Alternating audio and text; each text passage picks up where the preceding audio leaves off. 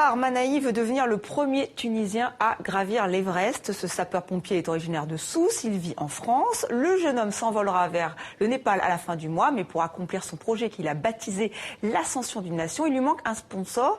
Tahar Manaï est avec nous dans le 64. Bonsoir. Bonsoir. Alors pourquoi se lancer dans cette aventure? Vous êtes le premier Tunisien, j'entends. Tout à fait.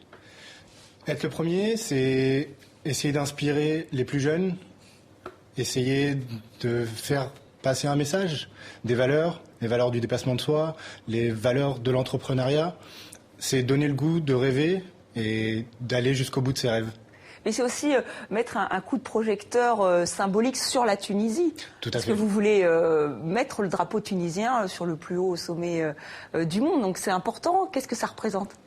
Alors la Tunisie, c'est un pays qui est géographiquement petit, mais qui a un potentiel qui est encore un peu mal exploité, et où il existe un réel potentiel dans sa population et dans sa jeunesse. Et à travers ce projet, je veux montrer à l'ensemble du monde que la Tunisie est petite par ses frontières mais grande par son âme et qu'on a la capacité d'aller très loin et très haut. Alors on voit quelques photographies de vous. Tout à fait. Vous vous entraînez. Alors comment on se prépare pour l'Everest? Quelle est votre préparation physique déjà?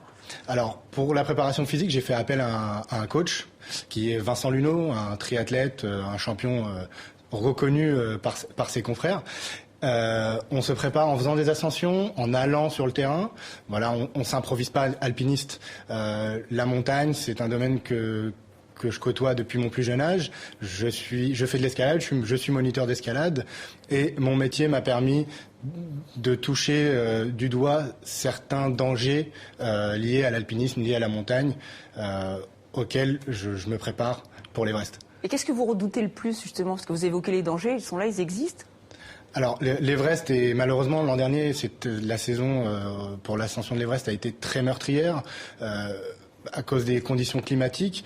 Le réel danger sur l'Everest, c'est le climat et c'est les avalanches, les chutes de sérac, le mal des montagnes qui peut toucher n'importe qui. Alors c'est un projet qui se prépare physiquement, vous nous l'avez expliqué, mais aussi financièrement. Tout était bouclé, vous avez perdu l'un de vos sponsors. Alors qu'est-ce que vous allez faire? Est-ce que vous démarchez? Est-ce que nos téléspectateurs peuvent vous aider? Comment faire?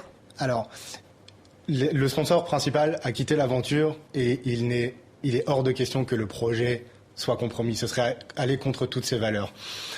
Et aujourd'hui, on a la possibilité de faire des dons pour faciliter cette ascension. L'ascension de l'Everest, c'est quelque chose de très onéreux.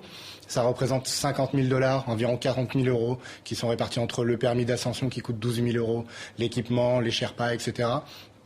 Donc aujourd'hui, si des gens souhaitent et sont sensibles aux messages et aux valeurs que je veux faire passer, ils ont la possibilité d'effectuer un don sur un site qui s'appelle Indiegogo, qui fait de la levée de fonds. Voilà.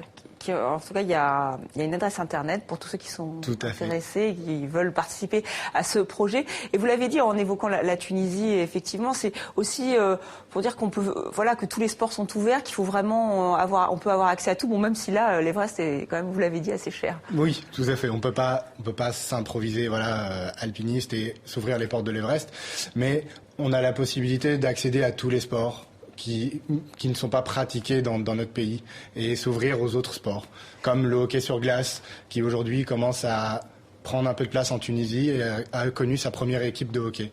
Et quel est l'écho en Tunisie? Est-ce que vous êtes relayé par les médias? Est-ce que vous en discutez? Est-ce que les gens sont surpris? Comment ça...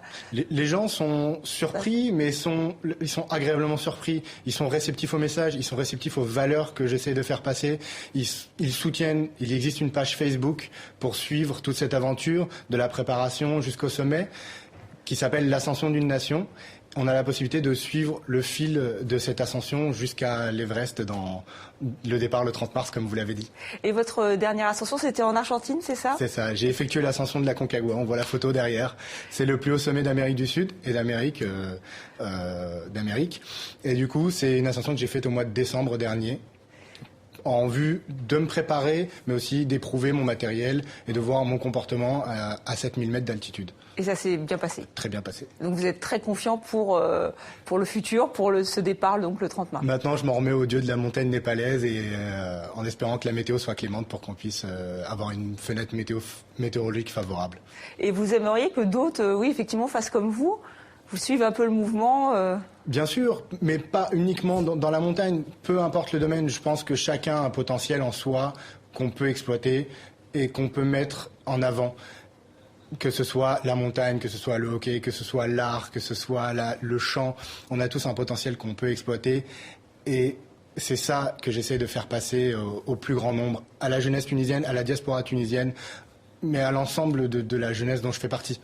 Merci Tahar Manahi d'être venu sur le plateau de 64 minutes pour ce beau projet, l'ascension d'une nation. Et vous partez donc le 30 mars pour la conquête de l'Everest. Bravo. Merci.